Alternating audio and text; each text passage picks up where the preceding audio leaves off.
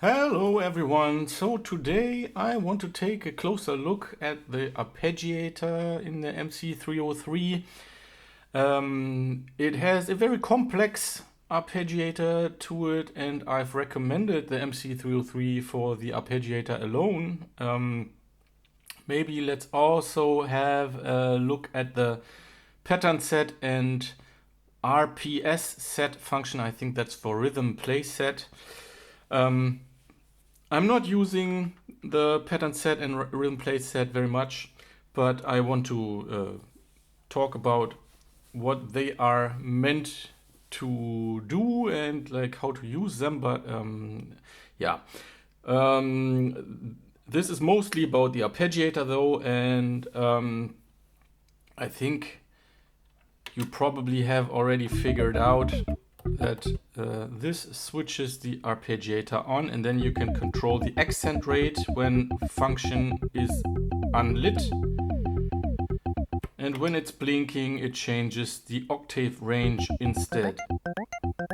So a number of different octaves are used for these arpeggios, either low or in a higher arpeggios or lower octaves, I mean.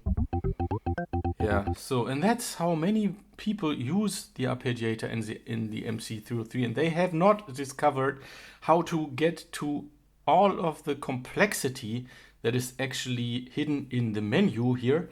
When we press Shift, hold it down, and then press pad key number 1, this takes us to these different menu pages here. And one thing that really drives me crazy when using the arpeggiator in MC303 is that you don't have a hold button. In the MC505 you can hold down a number of keys for the arpeggiator, press hold, let go of the keyboard, and then have the arpeggio still playing, changing cutoff and frequency, resonance values, all that kind of stuff. Playing around with the envelopes. All this is not possible in the MC303. When you want to hear the arpeggiator, you have to keep a finger or a number of fingers on the keys. When you let go, arpeggio is no longer playing.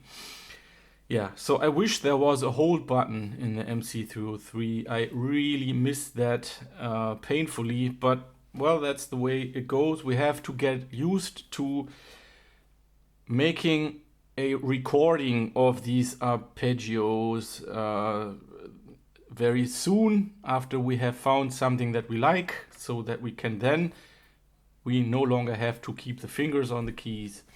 Then we can have this pattern playing and then make changes to the sound. But now let's look into the menu. So as I said, we need to hold down Shift and then press pad key number 1 when we are in pattern song mode. I don't know, this is probably, yeah, well, okay. And so that's how we see what type of arpeggio we have selected. But then there are submenu pages. There are, first of all, many different arpeggios here already, and there are some arpeggios even for dedicated instruments. For example, these are bass arpeggios. Only bass arpeggios. There are 4 categories, and in each category now we can access submenu pages with different motifs. Okay, and this is a bad example because there's only one motif for this particular arpeggio that I selected here, the bass 1. There's only motif number 18, but there are other pages. There are beat pattern variations here. Only 2 in this particular arpeggio. And there is a dedicated shuffle function only for arpeggios here. This is set to neutral. Neutral is 50%. We can turn this up and we can see how the accentuation changes and how these notes are delayed a little bit differently to give you this kind of feeling, kind of swing to the rhythm. of the arpeggio. So, okay, now this is a rather extreme setting here. And okay, less and less swing. Okay, and a neutral setting of 50. So, yeah, there's a lot to be discovered here.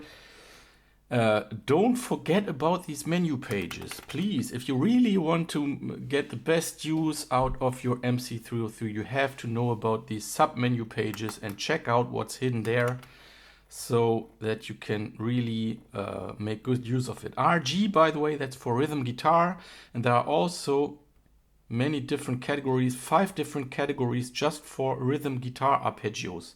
Maybe we should call up a guitar sound for this. They are in bank 14, and well, not everything sounds so great. Don't expect too much from this. Don't expect this to sound like a real guitar. Of course, you also have to be in the right tone range. Okay, and then okay, there's again only one motif here. Beat patterns. How many different beat patterns? 3 different beat patterns for this arpeggio. This is more like a muted guitar sound. And then again this shuffle rate.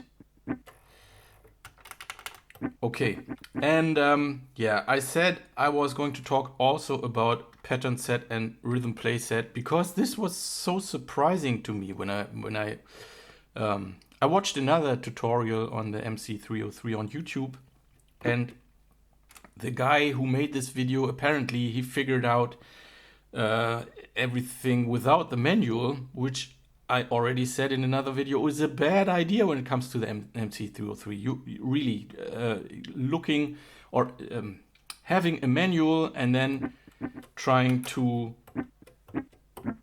using it to find all these different kind of functions that are in the MC303 really makes a lot of sense, because you're missing out if you don't. Please, if you have a manual, read through this stuff. The arpeggiator is extremely complex, and in order to really understand what's there, have a look. But he used the pattern set function here. There are 30 different pattern sets in the MC303, and they are something completely different than what he used it for. He used this for the arpeggiator to call up arpeggio variations. And you can see that exactly that there are different arpeggios each time I change this setting here. But only when pattern set, which actually is meant to be used with these different values here, is switched off. What pattern set does is, when I'm in pattern or song mode and I switch this on, first of all, there's a bit of a problem. I cannot see when this is turned on or off. There's just this button. I pressed it, so now I have to know that this is switched on. But you can see that when I press a key now, I don't hear a note. I change to a different pattern in the machine. These are all preset patterns, and you can see that, okay, for some of these keys there's the very same pattern stored under it. So, but the way this works is I can, when I'm in my user section for of patterns, for example, just as an example, let's say I started working on this song, and I was writing the first pattern, and then I continued with something else on user patterns 2 to 4 maybe. But then I went back to user pattern number 1, and I found that I wanted to extend it a little bit, create a different pattern that fits user pattern 1, but this is now on position 6, maybe, user pattern 6. So if I want to play these in a row, it makes it easier for me if I can store user pattern 1 under pad key 1, and then maybe, and I actually don't even really know how this works. Maybe like this. Does this store? Okay, wait. Okay, yeah. Now I have stored user pattern 1 under pad key 1 here. And then maybe if I want user pattern 6 to follow user pattern 1, I can then go like this, hold down pattern set, and now user pattern 6 is stored next to user pattern 1. So I can call these up in a row, all the patterns that somehow belong to the same song or something. Okay, I can now switch between these two patterns more easily in a way that makes sense in the order that I wanted to put these in. So that's how pattern set works. But it also can be used to call up different arpeggios when the arpeggiator is switched on. So let's say I need to again turn pattern set off for this. And now when I'm in pattern set over here though, I can switch to a different pattern set, and I get different arpeggios. And this works with pattern set, by the way, not with rhythm play set. If I make changes here, this doesn't affect the arpeggiator at all.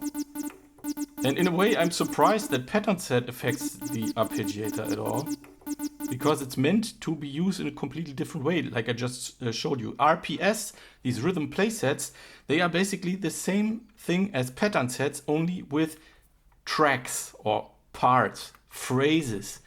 I'm sorry for shaking the camera. Phrases that I have stored under these different parts. I can select individual phrases, sequences, and then place them. Now when I have rhythm play set selected, I can play individual beats or whatever I have stored.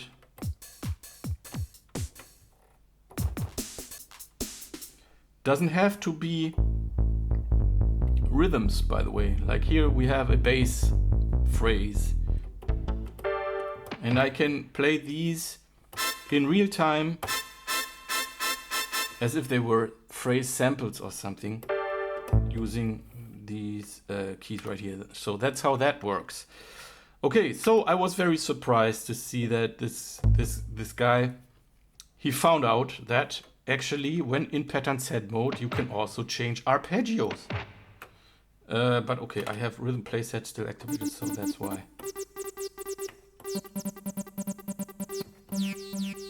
But I think all these arpeggios that can be accessed this way are also found in the menus, so it makes a lot more sense going in the menu. And then don't forget about these arrow keys here to access the submenu pages. And yeah, you have to know this is different styles of arpeggios.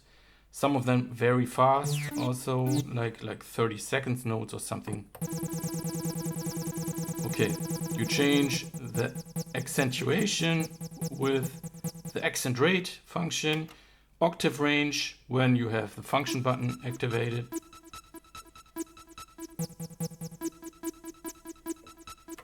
And then in the submenus, you select different kind of motifs. There are many motifs, by the way, for this 30 seconds note pattern here. So there's a lot to discover here. And then beat patterns, different types of beat patterns, 3 different types for this particular arpeggio here. And then your shuffle setting here for a kind of a shuffle feel, just for the arpeggio. All right, so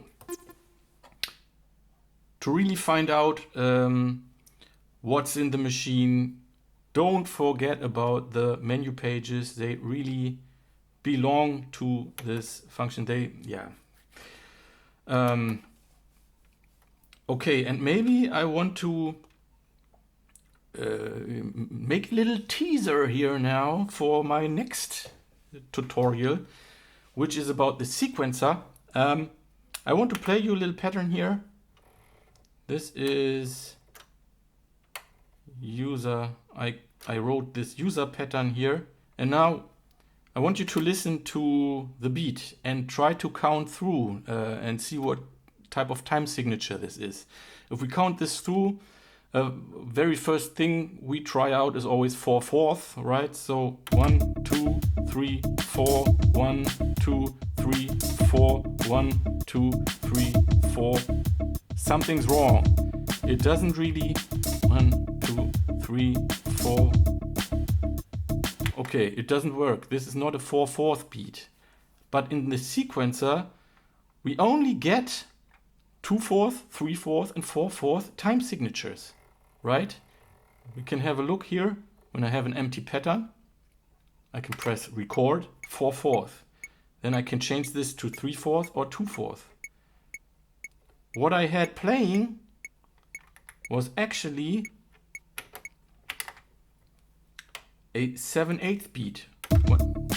And this is, we count through 7/8 like this. 1, 2, 3, 4, 5, 6, 7, 1, 2, 3, 4, 5, 6, 7, 1, 2, 3, 4, 5, 6, 7, 1, 2. The kick drum, focus on the kick drum. The very first, the kick drum that's on the very first downbeat. Whenever this repeats, you know that, well, that's the end of the loop, or that's the beginning of the loop actually. So yeah. 1, 2, 3, 4, 5, 6, 7, 1, 2, 3, 4, 5, 6, 7, 1, 2, 3, 4, 5, 6, 7. So we can program 7/8 beats even though we don't even get 7/8 as a time signature in the sequencer. And just a little hint here, we have to use the play quantize function for this, which I want to touch on in a later video. Just let you know that this is possible for now. Yeah, but this video would get a bit too long if I was explaining everything right away. So see you in the next one. Thanks a lot for watching, and bye bye.